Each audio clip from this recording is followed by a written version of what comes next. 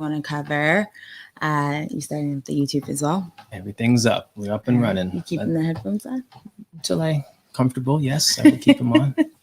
Everything's good. All right. Well, today's topic will be money and relationships, but first, we definitely want to address some of the current events and what's happening within the world. I am going to go ahead and share this live with my friends so that they know that we are on. So just bear with me. And then I think we also, in light of 420, maybe want to just highlight some cannabis stocks. It's 421. Well, I'm just saying, in light, it was this week. We'll see if I feel like giving you guys some stock stuff. A lot of you folks that are running with cannabis, you guys are getting a little nervous because your portfolio is going down. Give them the stocks. Give them the stocks. I'll think about it. All right. Well, I'm going to go ahead and share with my friends, and then we will get started. There's just so much happening in the world right now. And I don't want to get teary-eyed, but I watched the video today of just what happened in Ohio. I'm not sure if it's Ma'Khia or Ma'Khia Bryant, but I literally called my husband crying because it was just so disturbing to watch. Another young Black girl, another life. We talked about last week not wanting to see another hashtag. And even though we have some justice based on just Derek Chauvin being found guilty, at the same time, we now have another name that has been slain based on just no consideration for a Black life. Why is this another topic this week? Why is it something that we have to consistently continue to speak about? I'm tired. We're tired. And granted, she was defending herself. She had a knife in her hand. You don't bring a gun to a knife fight. And I think we talked about just the disappointment that we have for the adults that were present. If you watch the video, if you can kind of muster up the courage or the guts to watch it, because it took a lot for me to even open the link.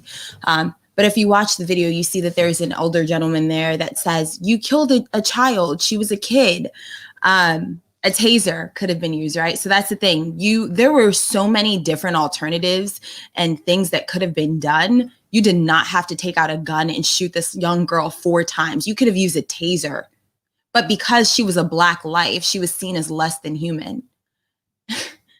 I mean, I'll let you speak while I think I just heard the baby cry, sorry. And I heard something fall, so my brain. I mean, here's the thing, Ellen, and like Janelle said, there were two names added to the list, right? But one literally the same day as this Chauvin trial verdict. I think this is just like a call to action for all of the elders in our community. And by elders, I don't mean the old people. I mean anyone that has sense and that has logic and the ability to de-escalate. I think the call of action really is for each of us to start doing our part within our own spheres. You know, we all live in certain areas. I mean, if you live in New York, and for example, I was on Clubhouse and I heard a lady, she's a teacher in a New York City public school. And she's like, listen, we don't get guns. We don't have pepper spray. All we have are our words. And they have to use that to de-escalate a lot of these, Brooklyn students that may want to get into a little altercation at school. And they've used it pretty well and successfully. Not saying that that could have worked in this case, but it wasn't even attempted. You know, I saw one of the older gentlemen kicking one of the girls that was getting in the fight with the young life that was killed today. Okay, yeah. Or yesterday. And my thing is, as an elder in that situation, you know, you see the cops are rolling up. That's your time to protect yours. You know, at that point, you don't know who's going to roll up. And I saw a picture of this officer that shot her. He looks like the type, right, that would do that. So for me, it's like, if I'm the elder in the room and that's my cousin, that's my sister, that's someone in my sphere of influence or someone that I care about, it's up to me to really de-escalate that myself before it gets there. When I see the cops show up, I know that it's go time, because they're not going to ask questions necessarily. They're not going to wait and give us the benefit of the doubt. They're probably going to shoot first, ask questions second. And to me, they label this as a justified because there was a weapon involved and there was an assault occurring in his eyes. So again, that was the most basic excuse that you could use to snuff out a child. There's no right? justification. But again, legally, he's saying that I saw a knife and she was wielding it about to stab someone else. Therefore, I decided to act. And I'm saying your taser would have worked. You even shooting the gun in the sky would have worked. There's so many different things that could have worked outside of deadly force. 4 bullets was definitely unnecessary. And again, his life wasn't at risk. It wasn't as if she was coming at him with a knife. There was no, you can't even claim that you were afraid for your life. You shot her in the back. So for me, again, we're not going to dwell on this for too long. All I'm going to say is the way that they're trained in certain parts of this country, it's not sufficient, which means that if we want to see them in charge of those altercations, it's going to end that way. Right. Which means that we have to all take an onus onto that and say, hey, if you're ever in a situation where you know the people involved, this is your family, this is someone that you work with, this is someone that's in your sphere of influence, someone that you care about, and you see cops pulling up and they don't know what's going on, it's your job, if you're the level head, to literally set the tone for that interaction, because a life was lost today because we, as a community, we allowed some reckless officer to come in here and get the littlest excuse he needed to put 4 bullets in a child. 4. She's a kid. That's unnecessary to me. She's a kid. He could have physically stopped her if he wanted to. And it just perpetuates the fact that Black women are the least protected in society. Just like having a daughter, to see a young girl's life taken, it's heartbreaking. Right. So it's heartbreaking. And Revolutionelle said, the fact that he was firing into a group of people fighting, that was irresponsible. He could have missed her and hit someone else. Yeah. He could have hit the other girl that was standing by the car. His the big picture issue is the implicit bias that so many people are walking around with. These police actions are symptoms of a bigger issue, which we know it's systemic racism. They don't view us as equal. They don't view our lives as equal. And so it just, and this is, again, it's continuing to create the narrative and paint the picture of how much police are not there to protect us, to protect, defend, and what is it, serve? What is their motto or their slogan? I don't even care what their motto is. It doesn't matter, right? Because it's not for us. It ain't for us. And here's the thing: there are good police officers out there. Let's not get this. You know what I mean? I always want to make sure that we clarify this, because I don't want people to get the misunderstanding. I know good police officers. I know them personally, right? Same. And then I know some terrible ones, and then I know people that are in the middle, folks who aren't good or bad, but they're allowing the system to continue to use them to do stupid things like this. And that's a group that we got to address. And Chauvin was on the extreme end of Jack ASS. Deliberate. He's the extreme end. The ones that we need to get are the ones like this guy, who instead of using your training, you're using deadly force first on a child. Right. So that's something that we can talk about later. But I think for us, let's focus this on us. My thing is, if you are a parent, if you are an older brother, an older sister, if you are a person that has love for anybody that you see in an altercation where they're fighting for their lives, step in and be the voice of reason, because we need you to be. Because if you don't do that, we're going to have more of these. Right. And I can't stand more of these. So I'm going to do it on my end. I've already done it. I remember actually a story I'll tell you guys. When I was in Buffalo, I was at a tournament, 3-on-3 tournament. And one of my teammates got into an altercation with 15 dudes. They had guns, knives, all kinds of stuff, right? And I'm on the outside looking. There's a circle around this guy. And I'm like, yo, what the hell? That's my teammate. So I ran in through the crowd, I moved everyone aside, got into the middle, and I see my teammate fighting with one of these gang members. And literally 15 gang members were around him, holding like their belts and like their weapons and stuff. And I was like, okay, I could either leave him to get murked out right now, or I can step up and defend my teammate so he doesn't die. Mm-hmm. And I stepped up and I said, listen, I'm like, look around. And like, it was crazy. Like the gang members they looked like me, right? The guy, my teammate, looked like me. Everyone else that was around us, the crowd, did not look like us. They were non-blacks, right? And I told the gang leader, because I could tell who's who. When you're in my shoes, you can know who's who. You know where the alpha males are and the lions. You know who they are, right? So I go to the one that I know is a lion. I'm like, listen, I'm going to take my boy out of here. Let's just pretend like nothing happened. He disrespected me. He punched my boy. He threw a drink on my girl. That's unacceptable. I'm like, listen, he's drunk. I understand. But guess what? Look around you. We're about to be on the news right now. I gave him my credentials. I told him what my job was, what degrees I had, where I came from, and the fact that I just came down here to play basketball. I didn't come here to be on the news. But guess what? Look around you. Everyone that's around this group that wants to be violent looks like you and me. Right. Why are we being puppets for somebody else's entertainment? And I literally went at this guy and I went at the core of him. And he was like, get your man out of here. I'm like, all right, cool. My guy was 6'4", about 240. I grabbed him because adrenaline was rushing at this time. I picked him up and I walked him through the crowd to the car that was waiting for us to leave. That is an example of a story that could have gone extremely wrong. I wouldn't even be here today if that story went another way, right? And that could have just been that could have just us killing each other. Right. But that didn't happen because level heads prevailed. And I think that type of conflict resolution skill set, whether it be using your quick wit, whether it be trying to talk to the folks who are the most egregious ones or the most aggressive, I want to put those words together, get that individuals and get them on your side. And before you know it, guess what? If they say, hey, everybody, let's get out of here, it's over.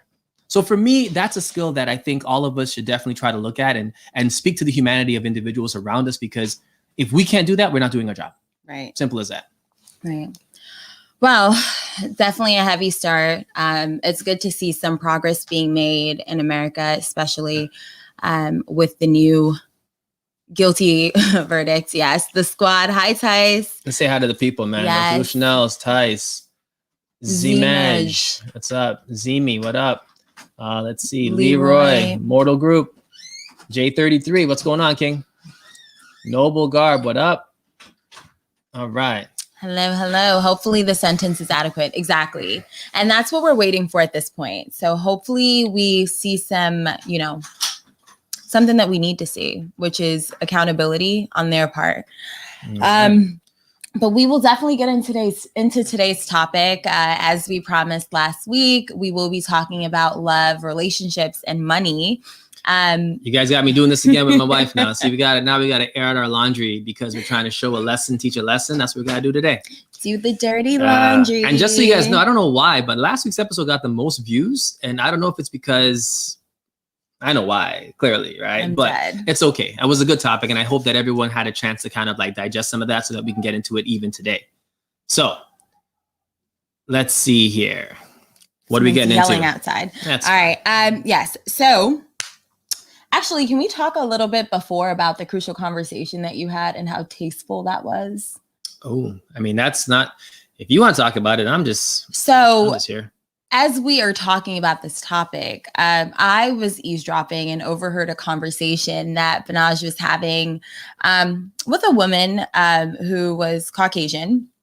And I overheard her saying to him, I don't see color. I don't see, Black people different than white people. And Banaj's response to her was so tasteful. He literally said to her, but I want you to see color. And here's why. And then he proceeded to break it down, right? He was like, listen, until you acknowledge the fact that we are different and that I am a Black man, then there's going to be a persistent system of inequality and injustice. And I'm just like, not giving exact verbatim, but that's the premise of it, right? He was talking about the fact that she needed to see him for what he was, which was a Black man. And by the end, she was like, you know what? You're right. I'm so enlightened. You are a beautiful Black man. And I need to make sure that I'm acknowledging that. He also went on to inform her about the fact that, and this was new news for me too, about the fact that Black people were the original natives here in America. And I think her daughter was having a conversation with her and basically told her that because she didn't see the difference that she was racist. And she was like, but I'm not. She shared some stories about like her upbringing and the fact that in her neighborhood, there was only one Black family. And she essentially, was the one who taught one of the girls from that family how to ride a bike. And she never wanted to, make them feel separated because they were kids and they only wanted to play. And so she kind of had that perspective. And she was like, I see us all as equal. And you talked about too, the Blue Lives, Black Lives, and why they should be viewed as different. There was a few really good, that was a good conversation. I wasn't trying to say anything or do anything, but Spirit led me, and I was like, you know what, this is someone who is interested. And I think it started with, you know, her daughter. Yep. Her daughter was a really big reason as to why I felt the need to just step up and say a few things, because her daughter and her would have a lot of conversations about BLM and just about the subjects. And, you know, there was a back and forth between the two of them just about different perspectives. You know, and to me, that's where I feel like it was important to kind of give a little bit of what we know, because a lot of times folks, they hear me and they think that I'm something else besides being a Black man, till I start telling them where I'm from. And if they read my name, they'll know that I'm Igbo, but most people don't read. So anyway, so we were talking, and I think the beautiful thing about it was that she was just really open. And not to say that all of the conversations that have these topics go well, but this one went extremely well, because again, I was not offended by anything that she could have said or thought, because I understand it. It was just a lack of understanding, and she didn't know certain things. So I shared it. And that's where I want all of us to be, where we're in a position where we can educate folks on our history. You know, it's interesting that we're the group that has so much history, yet everyone else seems to want to tell us what our history is, right? Like, we don't get to be in a position where we're saying, hey, listen, this is my history. I want to take ownership of my heritage, of wherever I am from, whether that be a native, whether I'm from the African continent or from any of the other continents that we were a part of, because we come from different continents. You know, like, just knowing your history and knowing that when you meet someone who's open and interested, it's like, it's her time to step up and say a few things. So I think after that conversation, she was enlightened, and I wasn't trying to get her there, but she was extremely enlightened. She was so grateful. Like, she's like, oh my God, so much gratitude to you for even being open to having this conversation. And I think that was it. It was like creating an ally, but also holding people accountable and letting them know that they need to view us as different. And by the end of it, she was just like, you know, I know that I'm not racist. And I think it was the point of it's not enough to just not be racist. It's important for allies to be anti-racist. And I think that's what we walked away with. And so it's not necessarily our job to educate people. There's Google, they can do their own research. But when a person is like genuinely interested and wants to know more, and they're asking you the questions, then, you know, why not educate them? So that was pretty much how that went. And I thought it was beautiful. Wife was in there like, yeah, Black Power. I'm like, no. Hey, listen, she didn't say that, but I felt it, you know, deep inside, somewhere deep. Yes. You know? Well, okay, let's get into the nitty gritty. Yes, Revolutionels, thank you for agreeing, right? I want to get into so one of the biggest things that we were talking about was just like money and relationships, and how important it is to, I guess, understand wealth management and money management and the value that it brings. So basically, I was able to like look up some stats, right? Debt essentially is crippling debt is crippling marriages, and couples fight about money all the time within their marriage. So here I found some stats that says $30,000 in consumer debt on average is how much nearly 2/3 of all marriages start off with. So like 63%, they typically start off with debt. And then 41% of couples who have consumer debt say that they argue about money all the time. And I think that money can definitely make or break a relationship and make or break a marriage. And one of the questions that I wanted to ask you guys was, you know, is someone's debt a deal breaker for you going into a marriage or going into a relationship? Maybe you can answer that question. I mean, personally, I think, you know, going into a relationship, there's so many other issues that I care about more than debt, because I see money as just something that comes and goes. It doesn't really stay with you. So if your personhood is annoying, I'd rather just leave you because you're annoying. And because of the debt. Like, you could have zero debt, and if you're annoying, I'm gone. I'm dead. But if you had $100,000, a mortgage, 2 credit cards, and a personal loan, but you were the best person to be around, damn it, girl, you're gonna be broke together. Well, let's live this broke life. Is it the type of debt that matters, right? No. I mean, well, okay, if we're just being honest, like, if it's never a deal breaker, in my opinion, just because, again, I believe that we can make enough money and be wise enough to pay off any debt. So I don't care about that. But the type of debt, if we're just talking about what we like and don't like, yeah, there's good debt and bad debt. There are people who spend above their means and they use credit cards and everything else. And that's more of and for me, I wouldn't see that as the debt as the issue, as more so the character flaw. Like, why are you buying things that you can't afford? Right. So that would be more of a reason for me to want to say, I'm out, as opposed to what you were doing, like with like, you know, how much debt you actually had, because really it's a habit. I mean, if you can fix the habit, you can fix the person. So I definitely agree with that. I do think that it's the habit. Like if your debt is tied to maybe like a mortgage or, you know, certain things that you've invested in, that's one thing versus like having a shopping habit or a gambling habit. Like that is very alarming and concerning because you're going into that relationship and it's like, are you going to squander all of our money on your gambling habits? All right. And you got to be with that person. So like, that their money is your money. So if you guys come into like, you know, some sort of windfall or something, what's gonna happen? Right. Exactly. Well, that's a good point that you make there. So I was able to find 9 money secrets of happy couples. For starters, I think the first one is like getting to know each other's money habits. And this one definitely stood out to me because I feel like this is something that we kind of discussed out the gate when we got into this marriage. It was like, how are you with money? How do you handle money? And, you know, what have you, I guess, learned from in the past? So basically, it's like your day-to-day budget, discussing your long-term goals, and then, you know, like maybe habits that you saw your parents have and how you've adjusted to make sure that you don't take on those things. So for me, like I've had family members who had shopping habits and I was just like, you know what? I have to be more mindful of how I spend my funds and spend my bread because I want to be able to invest long-term. I want to be able to purchase real estate and do stuff like that. So me splurging on a bag when it's not within my budget doesn't make sense, especially if I could save those funds.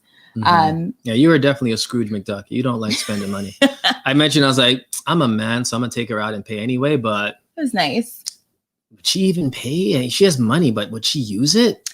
I've definitely paid for some dates for you. Yeah, but you didn't. After a while, not in the beginning. Not in the beginning. But that's the thing. It's like, are we supposed to go Dutch?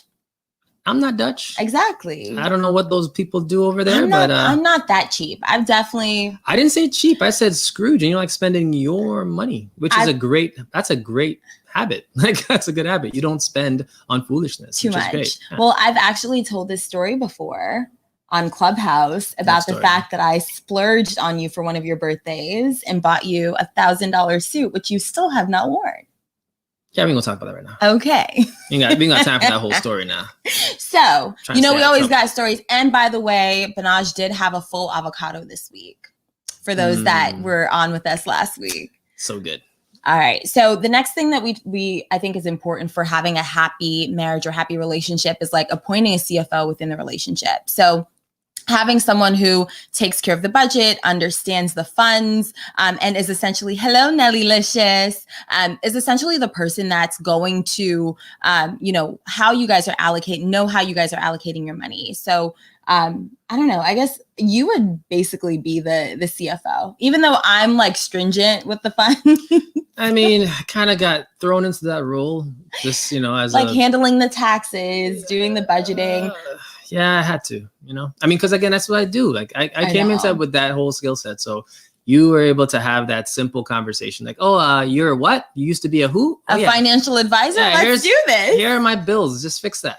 I was like, okay. And it was definitely like a beautiful thing because I feel like with you, you knew how to handle credit cards. You knew how to handle budgeting. And so it definitely helped me get better in that area. Like I was good at saving, but I never really thought about how to manage a budget. Hey, hi Creator Flower. Hello, Talk That Chic. Yeah. So I think I was good at saving, but I never really focused on budgeting. I just knew I wasn't going to spend in certain areas, especially if I didn't have it. Yeah. And I think this is the beautiful thing about having these conversations in the relationship is like, I came into this and I shared whatever I knew with Alexia. Like, hey, listen, Portia, go invest in your 401k. Hey, listen, go take stock options. Hey, listen, go do this, that, and the third. Hey, pay down this credit card.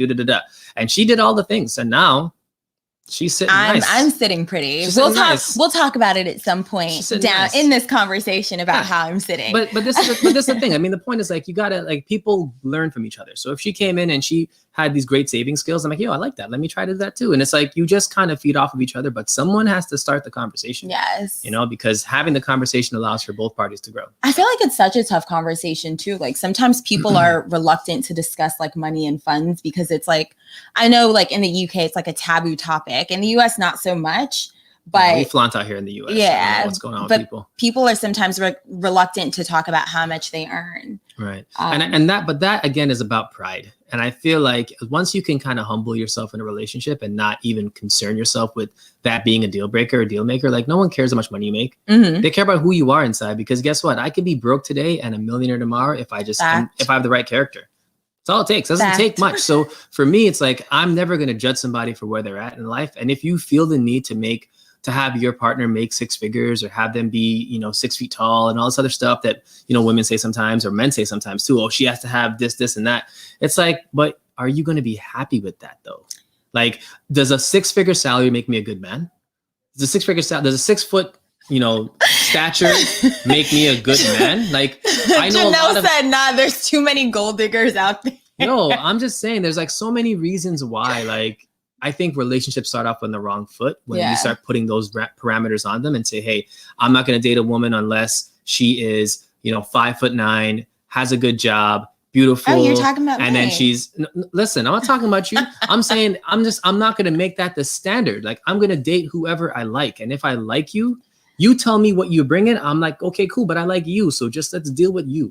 Well, this makes me think about like this room that we were in actually on Clubhouse where like girls were talking about, well, they want a high value man. And what does that mean? I know. It was like, break down what it means. And a guy came in the room and was like, they asked the question, like, do you think that you're a high value man? And he said yes. And then he proceeded to explain why he thought he was. And it was because of how much he made and the fact that he worked in Silicon Valley and like all these different things. He got raided out that room, boy. That was funny. It was, they definitely booted him out. But here's the thing. He came in talking about being a high value man and then talking about material things. It's like any person who thinks they're high value, if your values are based on material things, which can be easily taken away, then you really don't understand the definition of a high value anything, man or woman. Like it should be about the values that you have. High or value person, like the name tells you the answer. You don't go and say high value like, oh yeah, I went to Cornell, I went to Harvard University, I'm high value, right? Like going to an Ivy League school. But that's the thing too, like even when you, as you mentioned, values, right? Like getting to know each other and getting to know your friends, like that's where you want to also understand a person's money values, right? But yeah, no, I think it's like, it's insane that there's a lot of people out there that like look at what they earn and how well they're doing in their career and kind of like associate that with being high value versus actually like having good moral character. Right. And this is where I feel like we have to hold ourselves accountable to the type of people that we want to be.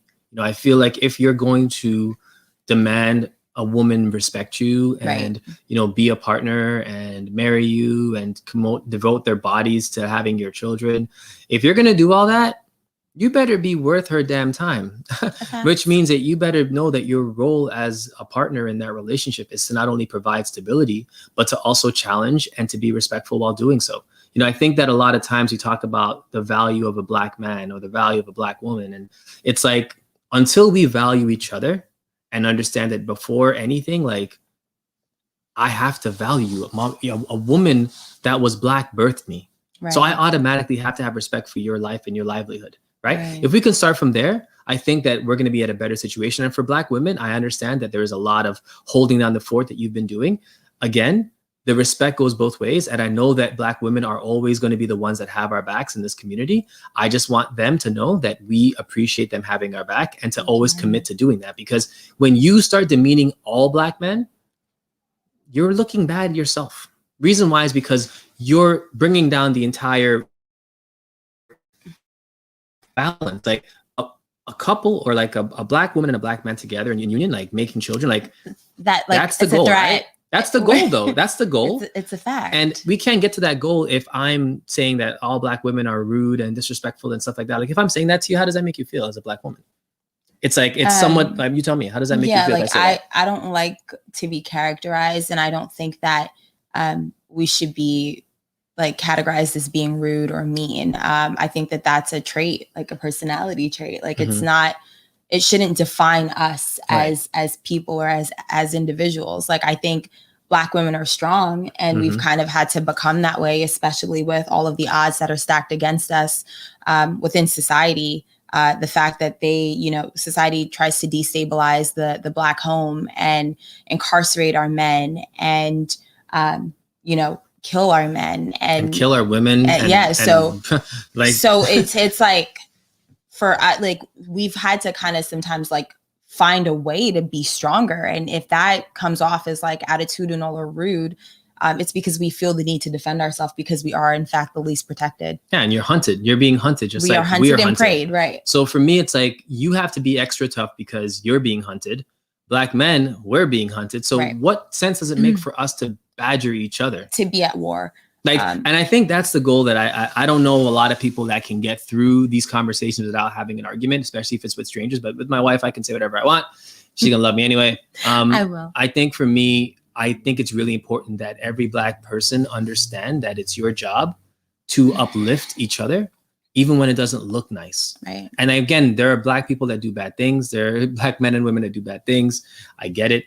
But I think it doesn't help us or serve us if we're allowing that to be what divides us further. Because again, if you want to say the divides were there, I've heard so many rooms with, hurt people, in these rooms just saying things that are really true to them. And it's sad to see it. And it's like, well, the healing's going to have to start somewhere. Right. Because you can only hurt for so long. And I think it starts within. Like, I believe in the notion that hurt people hurt people. I feel like we've gone completely.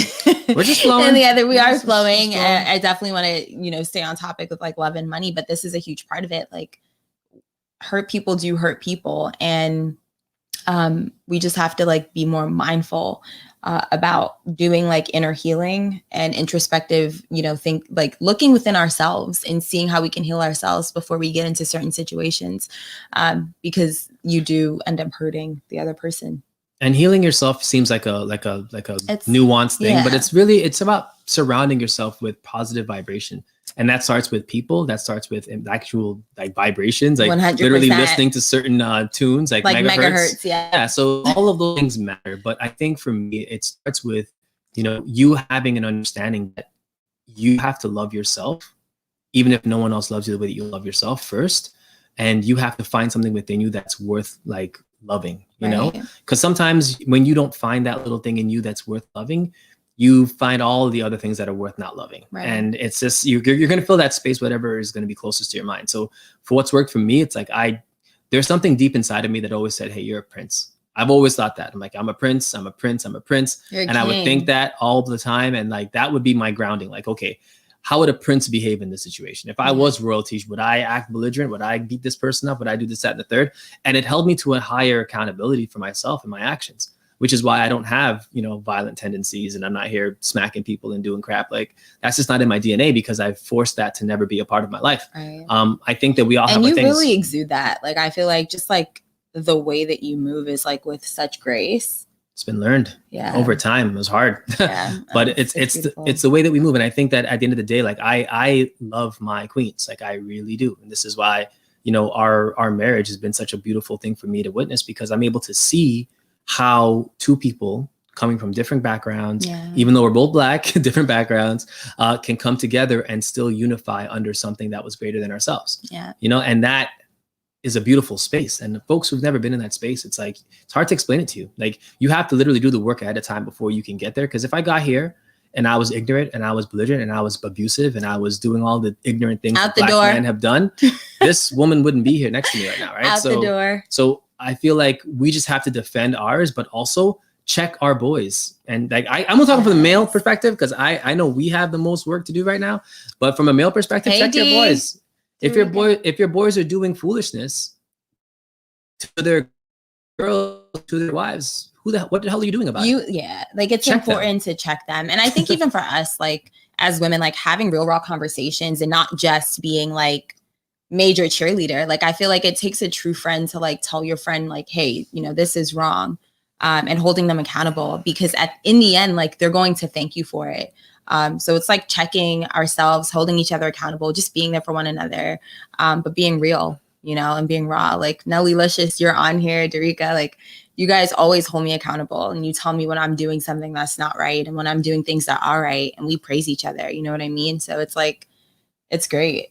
Yeah, that vibration. I think once you find that thing that works, just keep that around you and the people around you as well. And before you know it, like you're just building up an entire mass of individuals that understand what their purpose is. Everyone's here for a purpose. Right. So you got to get past yourself so that you can get to that purpose. Because if you're still busy dealing with your own crap and you haven't even gotten past that, how are you helping people? Exactly. Like you can't help me if you're still dealing with your things. Yeah. So I need help. Everything. Yep. I need you to get yourself together so that you can be the vessel that comes. Well, sometimes, I mean, I can kind of right? speak. Sometimes, like, we give better advice than we take too, though. Oh, Like, yeah. that's individuals just in general. Like, sometimes people will give advice and they don't know how to take their own advice. So Mhm. I feel like sometimes it's the opposite. I mean, hey, I think that you can always be that person, but you have to know when to step back and humble up when it's your turn. You know, like everyone's True. got a turn. So sometimes I need the advice. Who's going to give it to me? You.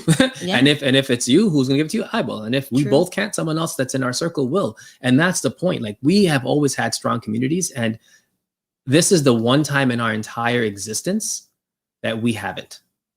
Period.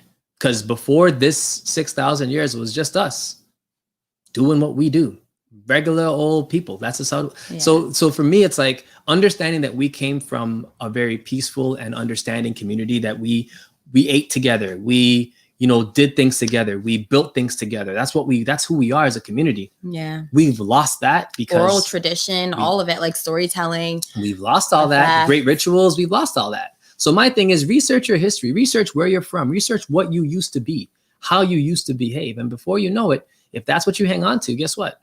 You might find yourself acting in a more elder-like state. Right. And if you that's acclimate and you become that. yeah. I So love that. back to your points though, because we can go off tangent all day, but I don't want to. So Let's go back to the points, because Mhm. this is about love and money. And I think each of the points that I did find are like, they're heavy hitters, and they all make sense. And I feel like they were so relatable, which is why I wanted to share them. nice. I think the next one was like, basically just like opening joint accounts. Joint accounts with your okay. So when do you open up a joint account? Is it when you're dating, when you're engaged, when you're married? When do you think is a good time to do that? I think we actually did one when we were engaged, right? Yeah. But it's because we already knew that marriage was next. But when do you think is a good time though? You think engagement is a good time? I definitely would say marriage. It depends. It could be engagement. It could even be dating. And here's why. So basically, I mean, this is more so in regards to like marriages, right? So Okay. 20% of married millennials actually have joint accounts, as opposed to, or in comparison to 13% of baby boomers. And so it looks like, it's definitely progressing and it's trending up. But I would say it really just depends, because there's folks that are together for like 10 years and they're not married and they're not engaged, but they have like a common law marriage. Okay. And they're living together. They maybe own a home together. They're paying bills together. Right. And so if you have a joint account, you can essentially have that level of transparency where you're combining your funds and then you're paying bills together. And it takes away from like any arguments or disagreements, as opposed to like having your own individual account. I have no issues with having a joint account. I definitely still think that I would want to have my own personal account. It doesn't necessarily mean I have to close mine out. Okay. And so it really just depends on like your responsibilities. That's when you would decide to open it up. But you also don't want to give away like marriage benefits in advance. So you have to just gauge your situation. I was listening to you. I'm like, I ain't opening no damn joint account with no fiance. You got to assess. No, but you did though. Yeah, you're different. How am I different? Because I can't advise other people to do that. Like, again, we got married, we got engaged pretty quickly. We honestly got engaged pretty quickly. So we opened up the joint account to put funds in there collectively for our wedding. So right. that's like that's when it kind of makes sense. But see, that's what I'm saying. That's a very unique piece of advice that like most people don't do that. So for me, like if I was to advise folks, I'd say, listen, wait until you're married. You have to know the character of the woman that you have and understand that if you're uniting your money with the woman that you have, then you better trust that she's going to do right by it. That's all. I mean, you can find that. You can establish that when you're dating. You can establish that when you're engaged. Whenever that trust factor is there, I say you pull the trigger, because no one's going to know your person better than you.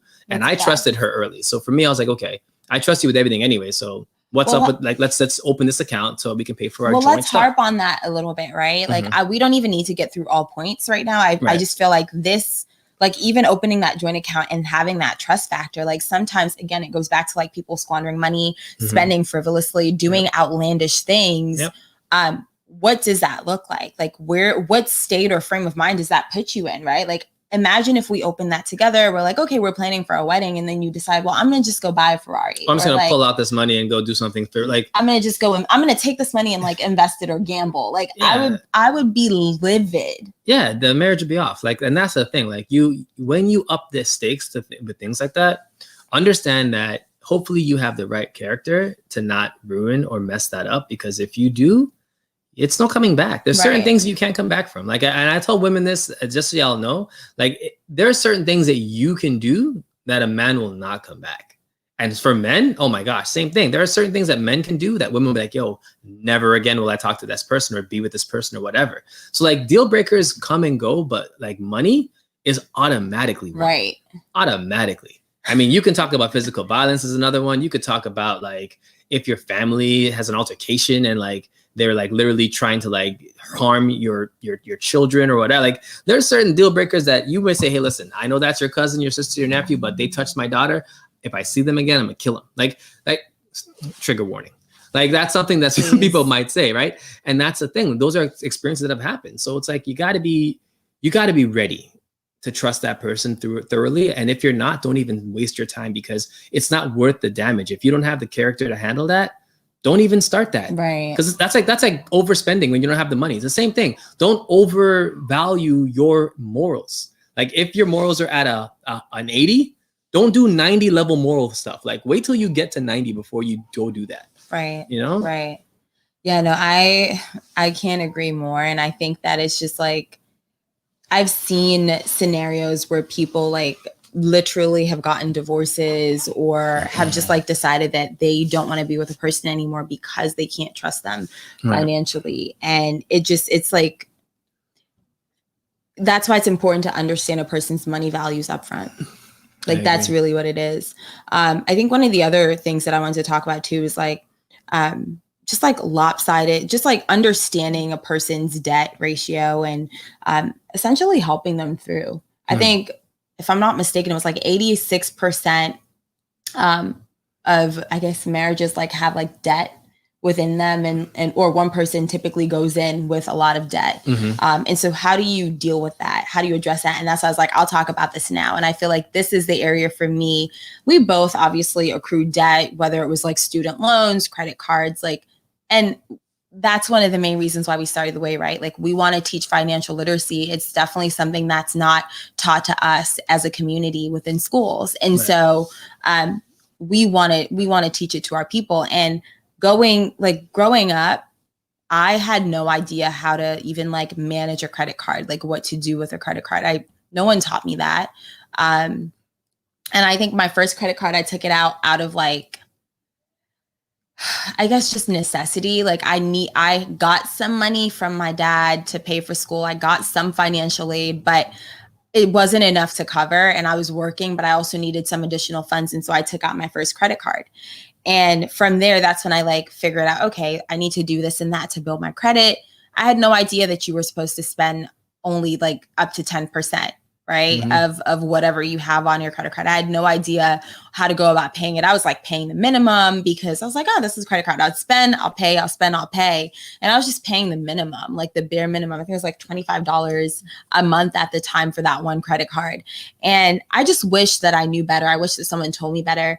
And my credit eventually started like to go down. And then after a while, when I started just, getting into my career after I graduated college, I was like paying a little bit more on the credit card, but I had no idea like how to go about like what strategies to implement to go about like paying them off. And then eventually met my amazing husband here. And we just started like talking about how to, which ones to kill first. Like look at your ones with the highest APRs. What's your biggest like monster? Like let's get that card and let's tackle it. Let's get these cards that are like 500. Let's kill those off, and then let's focus on the others. I think my biggest one at the time was like 4,000, and I felt like a crab in a bucket. Like I had no idea how to dig myself out of this debt hole because I had like 1 million bills to pay and I had a crazy car note. And I was just like, how am I going to do this? And eventually we came up with a strategy, and working a certain job, getting certain things like commissions and bonuses, which we'll talk about too, but getting things like that, it's like what are you doing with your money? Like, are you just putting it into your savings? Or are you just investing it? No, like, let me find ways to start to kill these off. And that's exactly what I did. And I'm thankfully now in a place where I'm completely debt free. I've paid off all my student loans. I've paid off all my credit cards. And it's must be nice. Must be so nice.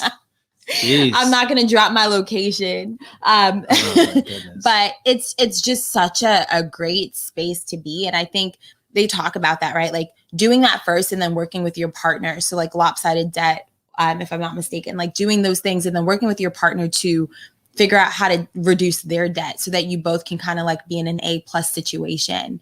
And that's essentially where you want to be. You want to be in a place where you know how to manage your funds and you know how to reduce your, your debt, your credit cards.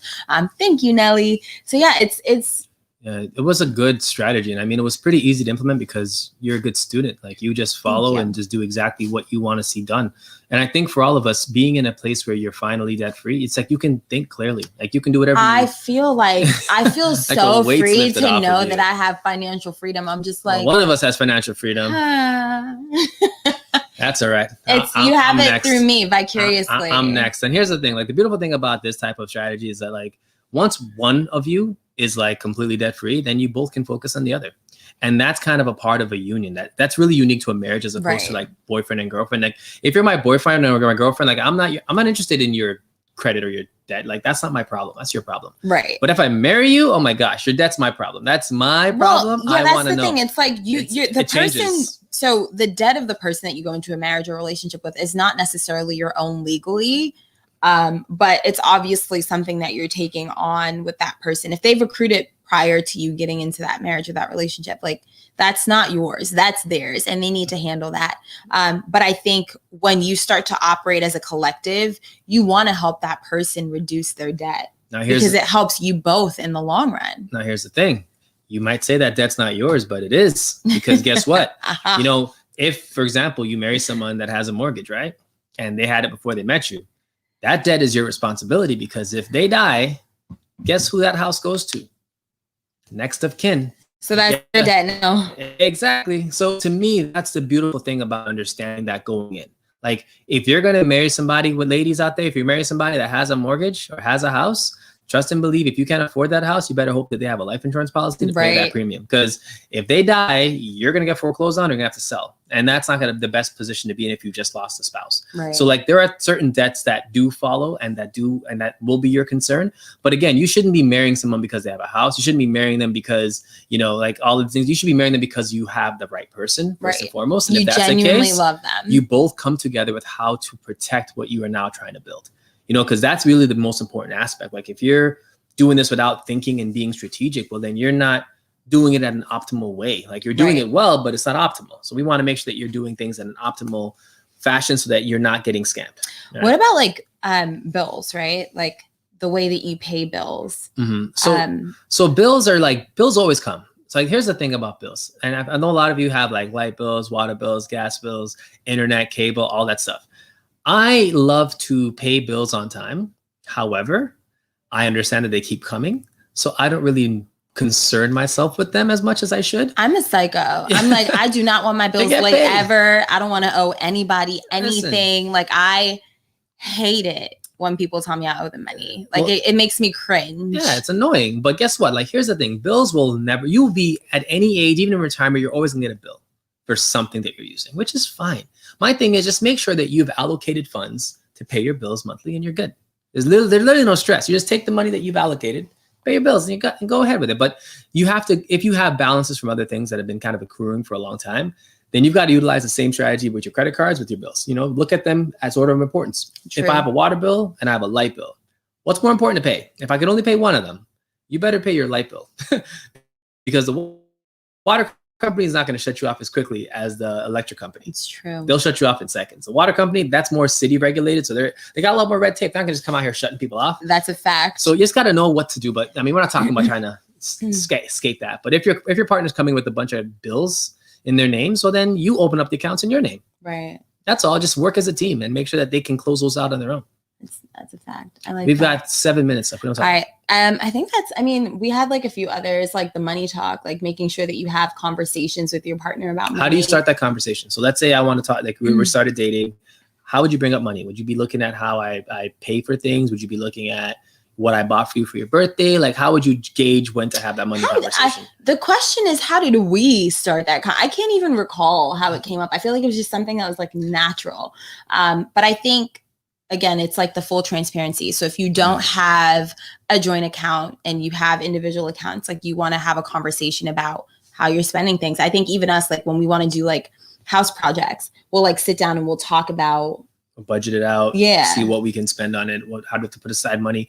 And I think that conversation it should be like monthly or more frequently if you're like, here's the thing. I mean, to start that conversation for me, I feel like you have to be in a space where you trust this person, number one, right? If you trust them, then you can have the conversation. But I still feel like there's a boundary that you have to kind of have, like a healthy boundary while you're dating somebody.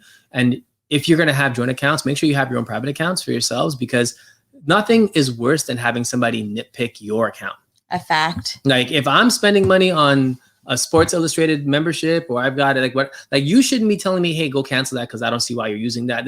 Like there's got to be a level of separation when it comes to like how we spend money, but then a level of collectiveness where we have to spend money on collective things. So even if you want to start it small, say, hey, listen, let's start up a vacation fund together as a joint account where we all put in $50 every time we get paid. And when we're ready to go on vacation, we just pull it out of that account.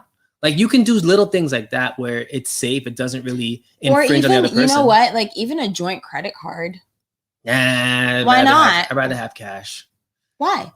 Because a joint credit card, it's sort of like it's not really joint because someone's going to have the credit card originally and then you add another person onto it. Yeah, so but it gives you the ability to see what a person's spending habits are before you like out yourself of a bunch of money. Like even if it's a small credit card, like $500. I don't want to risk my credit score on somebody's frivolous stuff. Okay. I mean, again, these are all the same thing. I just feel like if you're going to use the joint account approach, it's hard to have a joint credit card because someone has to issue that card. Someone has to be like the main person. And that's going to hit their score anyway. So, I mean, to me, it's like you can always add them to your card and take them off if you want to. That's kind of cool.